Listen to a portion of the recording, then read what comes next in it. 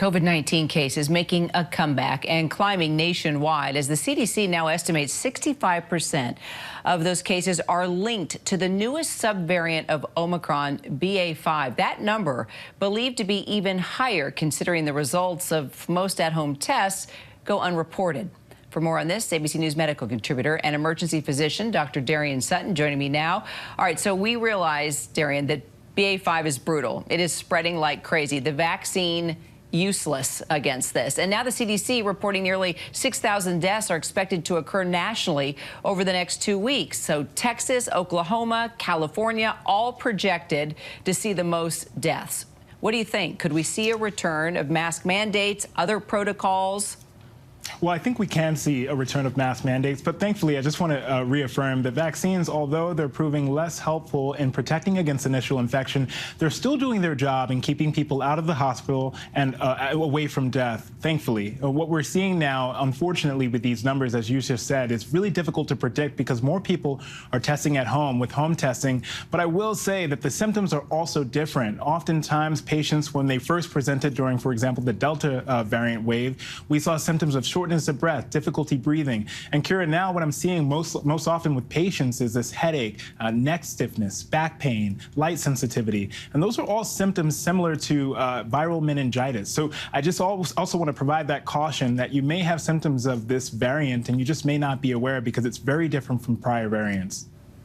So Dr. Fauci also spoke out about this, too, saying that while we shouldn't let COVID disrupt our lives, that variants will continue, Darien, to emerge, and we can't deny that. It's just a reality. So, I mean, it looks like we're going to be living with COVID for the rest of our lives.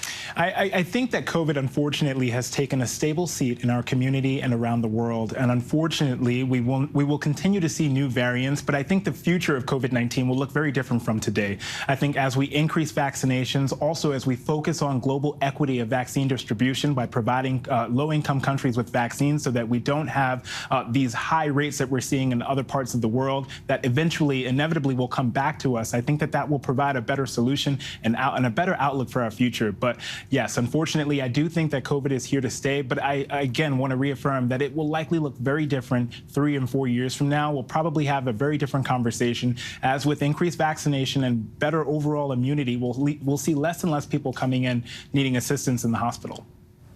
So, meanwhile, monkeypox now, these infections, they're also on the rise. More than 1,000 cases have been confirmed in the U.S.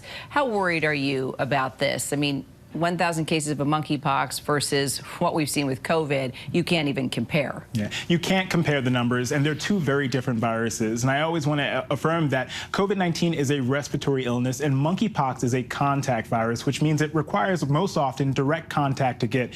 And many have been frustrated with the response to monkeypox, and I have to agree, I think that more can be done. But thankfully today, we've gotten more information about vaccines as well as testing from the CDC. This month, we should see an increase in the testing availability from 10,000 tests per week to 70,000 tests per week. And also, recently, we've gotten vaccines approved to more than 800,000 vaccines to be delivered and provided this month. It's my hope that we can provide them in an equitable fashion to those who are most at risk, which right now includes gay and bisexual men. And I also want to state that the appearance of monkeypox is very different from what we look at in the textbooks and when you Google monkeypox. The presentations that we're seeing for monkeypox can be very mild. They can include a couple of blisters or pimple-like formations and associated with a flu-like illness. So I want to advise those out there that oftentimes you may not even realize you have it. But if you have symptoms of a rash in places you don't normally get pimples or blisters, for example, on your hands, around your mouth, or even in the genital area, this is a concern for monkeypox that you should get tested, isolated, and contact your local Department of Health. All right, well, for the second time in less than a week now, New York City's website for booking monkeypox vaccinations has actually crashed.